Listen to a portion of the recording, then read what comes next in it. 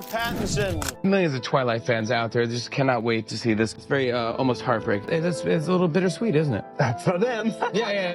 Robert Pattinson was at the peak of his career. Edward Cullen's role had changed his life, but there was a big problem. He went through a major depression between 23 and 25. He hated us, his very own fans. He hated his character, his life, his movie. And now only one character could survive: Edward Cullen or Robert Pattinson. One must die and the other must awake. This is the story of Robert Pattinson's career, from a vampire to Batman, and the story of his awakening. Most actors who get famous in a blockbuster franchise never escape it. Daniel Radcliffe, always Harry Potter. Mark Hamill, forever Luke Skywalker. And Chris Hemsworth, Thor. And Twilight was the same, but make it 1,000 times bigger. It wasn't just a movie, it was a full-blown cultural obsession. People were coming to Robert asking them to bite him. And then it didn't take much time to become a joke. Hi, I'm Robert Pattinson. For years, Robert Pattinson wasn't taken seriously. Not by Hollywood, not by audiences. He was the Twilight guy.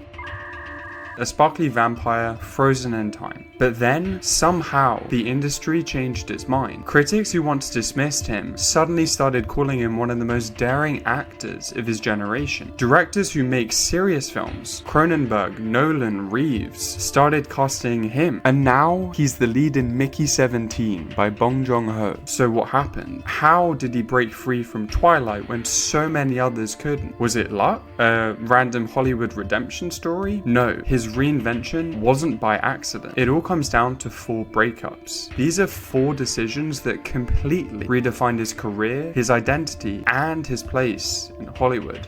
His first breakup was with his very own fame. But what did that actually mean for Robert? The second, it was about destroying his own sense of self. And why did he start deliberately ruining interviews to sabotage his Twilight fame? The third breakup was with his fear of failure, embracing chaos, and how he struggled with his anxiety and depression. And the fourth, well, that's the one that's most surprising of all, the Twilight trap. Robert also did not expect this. He wasn't expecting that his shiny vampire character would give him so much fame. Not just any kind of fame, the kind where millions of people obsess over you, where paparazzi follow your every move, and where no matter what you do, you're trapped in one role forever. That's exactly what happened to Robert Pattinson. In 2008, Twilight turned him into a global icon. He had screaming fans, magazine covers, and a franchise worth billions. But there was one problem. To the world, he was Edward Cullen, a sex symbol, a teenage fantasy. But to Pattinson, Edward was a curse. He said, "Twilight fame drove me crazy. I didn't go to the supermarket for about 6 years. He couldn't go anywhere without being completely mobbed.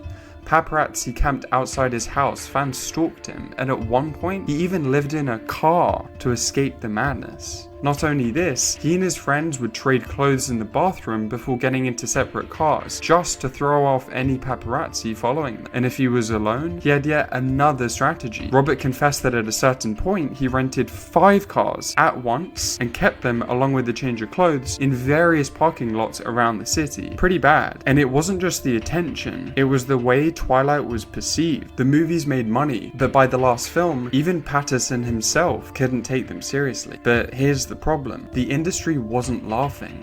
Hollywood had labeled him the Twilight guy, just a pretty face, a joke really. And this is where most actors would get stuck. They ride the franchise wave, cash in the checks, and fade away. But Pattinson, he did something completely different. His first major reinvention wasn't taking on a new role. It was breaking up with the idea that fame equals success. So how did he do it? That's where the first breakup begins. Most actors fight for fame. Pattinson fought against it. Instead of defending Twilight, he made fun of it. Instead of playing Hollywood's game, he even sabotaged his own interviews. He mocked his own character, trolled interviewers, and even admitted he never understood why Twilight was so popular. a lot of stuff in the Twilight world that doesn't make any sense. Why are they still going to high school? People thought he was being ungrateful, but in reality, this was very strategic self-destruction. He knew Hollywood only saw him as Edward Cullen, so he made Edward so ridiculous that no serious director could see him that way, and it worked. Slowly, the industry started seeing him as something else, something unpredictable, but breaking up with his own image was just the beginning. The real transformation came when he took a risk most actors would never dream of. Robert just completely disappeared. But why? Why didn't he take the easy road? Big action movies, romantic leads, or another billion-dollar franchise? Most actors in his position would have cashed in, but Pattinson, he did something completely unexpected. Instead of staying in Hollywood's spotlight, he walked away. And when he came back, he wasn't the Twilight guy anymore. He was something else entirely. So how did he do it? Hollywood is a place where actors get typecast very easily. If there is a role that requires handsomeness, you got Glenn Powell. And if you want a street fighter or an archetypical action hero, Jason Statham is ready for you. In the same way, Hollywood wanted Robert Pattinson to be the next big romantic lead, the next action hero, the next face of another blockbuster franchise. He could have made millions just by playing it safe. So why didn't he? Because Pattinson hated being stuck in one box. He once said, "I didn't want to be just that guy from Twilight." The fame, the screaming fans, the constant attention. It wasn't the dreamed life people thought it was. He felt trapped. And the worst part? No one in Hollywood believed he could do anything else. They only saw him as Edward Cullen. Nothing more. So how do you prove people wrong? Well, you take risks. Instead of choosing big movies, Pattinson went in the opposite direction. He picked films so weird, so different, that Hollywood had no choice but to take him seriously. And to me, these 4 films made the Robert Pattinson we all know today. Cosmopolis, a psychological drama where he played a billionaire slowly losing his mind. Nothing like Twilight. Although the movie Cosmopolis wasn't that great, Pattinson was really good in portraying the character who has immense wealth and wants to find the real answers to life. The Rover, a gritty, violent indie film where he played a simple-minded drifter. No romance, no glamour, and critics loved Robert too. Pattinson impresses with a pared-down performance in an extremely pared-down film. And Ron Wilkinson said, "Performance by Pattinson that nearly steals the show." Then we got to see The Good Time, a chaotic crime thriller that had Pattinson running through the streets of New York in one of his most intense performances. Critics loved it too. It had a Rotten Tomatoes score of 91% and a popcorn meter rating of 82%. I definitely recommend that you watch this. And then comes the movie that truly showed that Robert's spectrum of acting is far from limited to just romance movies. If I hear one more word of horseshit, A black and white horror film where he and Willem Dafoe slowly go insane while trapped in a lighthouse. It was bizarre, uncomfortable, and absolutely brilliant. Pattinson completely nailed it, and we totally forgot that this was the same guy who was once an actor who could be seen as a teenager flirting with some girls. So why did he choose these films? The reason is that he wanted people to be confused. He didn't want to be typecast. He wanted to force audiences and Hollywood to see him differently. So was it worth it? At first, no one knew what to make of it. Why would a Twilight star do movies with no budgets that barely made any money? Was he ruining his career on purpose? But over time, something changed. Critics started paying attention to him. Directors saw him as an actor willing to take risks, and suddenly, Pattinson wasn't the Twilight guy anymore. He was one of the most exciting actors in Hollywood. And now, he's leading another blockbuster, but this time, on his own terms. Robert Pattinson didn't escape Twilight by accident. He made a choice. And this is the reason we all love him, because he's unpredictable. Pattinson broke free from curse by choosing weird, risky roles that forced Hollywood to see him different. Another reason I like him is that he is an actor who runs after perfectionism. Most actors follow the same formula: land the lines, deliver a clean performance, and make the character likable. But Pattinson, he went in the opposite direction. Where most of the actors tried to look cool, polished, and serious, Pattinson took it a step further. He didn't just change what he acted in, he changed how he acted. And the result? He became one of the most unpredictable actors in Hollywood, and people loved it. He made characters messy, awkward, sometimes downright uncomfortable. He embraced chaos. While filming The Lighthouse, he admitted he was often blackout drunk. In Good Time, he spent days wandering around New York in character, letting strangers interact with him. Not only this, I really like his ability to speak in different accents. You could call him the king of accents. Giant balls. Giant balls. Also, we can see that he wasn't afraid to be ugly. He didn't care about looking cool or attractive. He let his characters be sweaty, dirty, anxious, and desperate.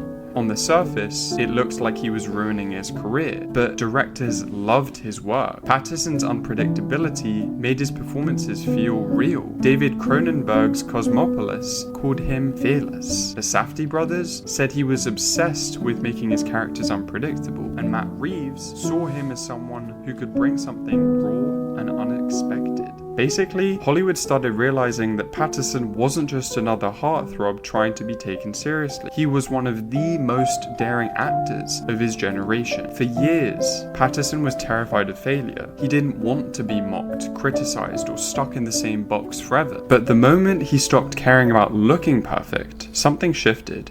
He made bold choices, and instead of worrying about what people thought of him, he focused on one thing: being authentic and being unpredictable. Still, he was filled with surprises, and after doing indie films, he returned to mainstream cinema again. So, did Robert Pattinson just outsmart Hollywood? At this point, Pattinson had done the impossible. He had broken free from the Twilight curse, embraced chaos, and built a career out of risky, unpredictable roles. But there was one final test. While indie films gave him creative freedom, Hollywood wasn't done with him. And the question was, if he returned to mainstream movies, would he lose everything he'd worked for? Or could he change the game again? For years, Pattinson avoided big budget films. He didn't want to be trapped in another franchise. He wanted creative freedom. But when Christopher Nolan came calling, things changed. In 2020, Robert Pattinson made a big comeback to blockbuster movies with Christopher Nolan's Tenet. He played Neo, a smooth, mysterious character who had just the right mix of charm and intelligence. Fans and critics alike loved his performance. But more importantly, this role proved that he was ready to return to Hollywood's big stage, and without losing his unique style that he'd developed over the years. Unlike in Twilight, where critics mocked his acting, this time he was praised for his charisma and depth. In Tenet, he wasn't just a side character, he was effortlessly cool, stealing scenes from John David Washington. Acting in a Christopher Nolan movie is a mark of excellence in itself. Everybody loved him, and no one, literally no one, remembered that this was the same vampire who loves being shiny. But his real test came in 2022, because when he was cast as Batman, the internet exploded. Some people thought he wasn't tough enough, others thought it was another Twilight situation all over again. Even die-hard Batman fans were skeptical. Everybody made fun of him. But, once it got released, those same internet trolls, they couldn't stop themselves from appreciating him. His performance was dark, intense, and completely different from any other version of the character.